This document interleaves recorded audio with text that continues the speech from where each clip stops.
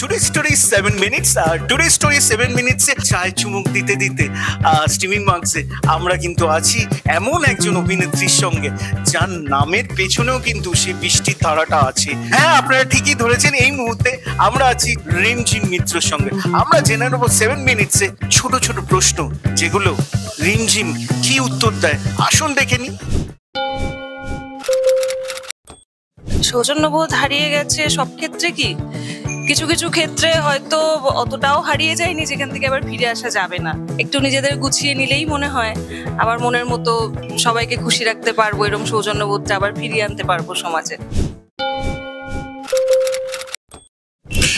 জীবনে মানসিকভাবে অবশ্যই শক্ত হওয়া দরকার। সে আপনার যতই মানসিক অবলম্বন থাকুন, যতজন থাকুন না কেন, কখনো কখনো তারাও এক্সপেক্ট করে যে আপনি তাদের অবলম্বন হবেন। সেই জন্য অবশ্যই মানসিকভাবে শক্ত থাকা দরকার।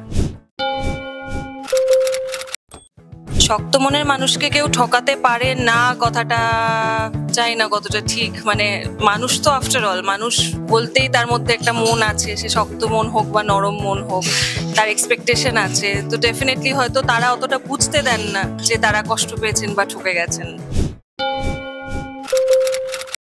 নিজের মধ্যে অবশ্যই আত্মসম্মান বোধ থাকা উচিত, এবং আমার মনে হয় না এই কথাটা আমার বলার অপেক্ষা রাখে। যারাই নিজেকে মানুষ হিসেবে মনে করেন, মান এবং হুঁশ আছে, তাদের প্রত্যেকের মধ্যে নিশ্চয়ই আত্মসম্মান বোধ আছে। অনেক সময় আমরা অনেক সিচুয়েশনের জন্য হয়তো অনেক কিছু হজম করে অন্যরকম ভাবে ডিল করি, কিন্তু তার মানে এই না যে আত্মসম্মান বোধটা হারিয়ে গেল। প্রত্যেকে নিজের মতন করে সেটাকে ঠিক গুছিয়ে নেন। জোর করে কারোর প্রিয় হওয়ার চেষ্টা করতে নেই, তবে সবার সাথে মানিয়ে চলার চেষ্টাটা অবশ্যই থাকা উচিত আমাদের প্রত্যেকের মধ্যে। একটা পয়েন্টের পরে গিয়ে হয়তো সেটা ওয়ার্কআউট করে বা করে না, কিন্তু প্রথমেই দেখেই ওরে বাবা না, এর সাথে আমি কথা বলবো না বা এর সাথে আমার ঝগড়া, ওই মানসিকতা নিয়ে এগোনো ঠিক না। একটা পজিটিভ অ্যাটিটিউড নিয়ে let's get along, let's move ahead, এই অ্যাটিটিউড নিয়ে এগোনোই উচিত। আমি তো কোনোভাবেই ফার্স্ট লাভের প্রতি কোনো দিক দিয়ে কৃতজ্ঞ নই, এবং সেও মনে হয় না আমার প্রতি কৃতজ্ঞ হবে। মানে কোনো কারণই নেই, কেন কৃতজ্ঞ না অকৃতজ্ঞ না কিছুই নেই, মানে জিরো কানেকশনস। ভালোবাসার পাসওয়ার্ড হচ্ছে আমার কাছে টু গেট অ্যালং, যেটা থেকে আমরা বাংলায় বলি একে অপরের সাথে আমরা কতটা পড়তে পারছি। মানে ওর সাথে জানিস আমার হেভি পটে, এইটা যাতে বলতে পারি।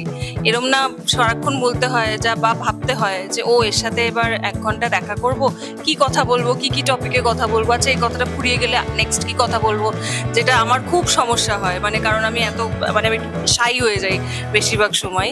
তো সেই স্পন্টেনিটিটা যখন চলে আসে, সেটাই আমার মনে হয় পাসওয়ার্ড। এটা আমি যে একেবারেই কোনোদিনও করিনি এটা বললে একদম ডাহা মিথ্যে কথা বলা হবে। না চেনার ভান করে কাউকে ইগনোর করা, এটা বেশিরভাগ ক্ষেত্রে তার কারণটা হচ্ছে যে অনেক সময় হয় একজনের সঙ্গে হয়তো আলাপ হলো, এবার অনেক বছর পর দেখা হলো, আমি প্লেসই করতে পারছি না, মুখটা ভীষণ চেনা, কিন্তু তার নাম বা তার সঙ্গে আমার কোথায় পরিচয় হয়েছে একেবারেই হয়তো ভুলে গেছি। সেটা মানে মানুষটার জন্য এম্বারেসিং, আমার জন্য এম্বারেসিং। তো সেই ক্ষেত্রে হয়তো মেবি চেষ্টা করেছি। ব্রেকআপ করে রিগ্রেট না, আমি খুব একটা রিগ্রেটে বিশ্বাসী নই। ব্রেকআপের সময় যে খারাপ সময়টা যায় সেটা ডেফিনেটলি খারাপ লাগে, কিন্তু তার মানে তো এই না যে কোনো ভালো সময় কোনো মানুষের সঙ্গে কাটাইনি। তাই জন্য I don't think about that. এটা প্রথমে 2-1 বার করেছি, কিন্তু তারপরে দেখলাম গুগল আমায় এত রকম ইনফরমেশন দিচ্ছে যেটা আমিও জানি না, আমার বাবা মাও জানেন না, আমার গোষ্ঠীর কেউ জানেন না। তাই জন্য ওটা আমি বাদ দিয়ে দিয়েছি। ভুল করে সোশ্যাল না, আমি একটু কেয়ারফুল আছি সোশ্যাল মিডিয়ার ব্যাপারে। আমি খুব একটা সবসময় অ্যাক্টিভও থাকি না। মানে একটা ফেজ আসে আমার, অনেকে আছেন যেটা খুব ডিলিজেন্টলি এটা মেনটেন করতে পারেন, সোশ্যাল মিডিয়া যোগাযোগ রাখা সকলের সঙ্গে। আমার ওরকম একটা ফেজ আসে, মাঝে মাঝে একদম অফ হয়ে যায় আমি সোশ্যাল মিডিয়া থেকে। ওই জন্য যে খুব একটা ভুল করে পোস্ট করে ফেলেছি ওরকম খুব একটা টাচউড এখনো পর্যন্ত হয়নি।